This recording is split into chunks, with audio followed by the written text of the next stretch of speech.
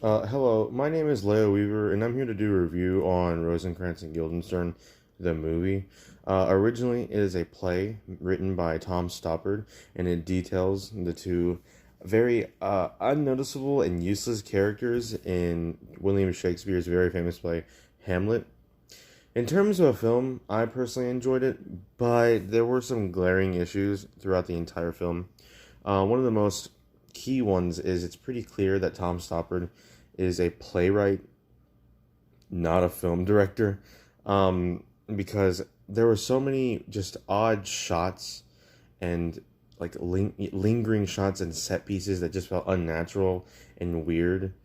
I mean, it was in the context of Rosencrantz and Guildenstern being basically background characters, but it was still very just odd to me. Another issue that I had was the score.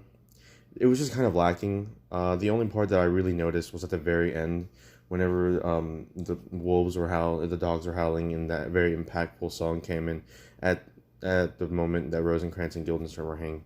So those were the two like very big glaring issues in terms of a film itself. If I can give any good feedback, it would be that Tim Roth and Gary Oldman are fantastic as Rosencrantz and Guildenstern, respectively. I've only seen Gary Oldman in really super serious roles, and so seeing him play this like this bambling idiot was just very, very enjoyable. And I mean, Tim Roth is Tim Roth, and he just played very good Guildenstern, who was very analytical, very witty, very quick, sharp.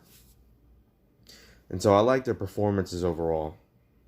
My favorite aspect of it definitely has to be the little gag that Tom Stoppard placed into the movie about Rosencrantz just discovering like these crazy scientific innovations.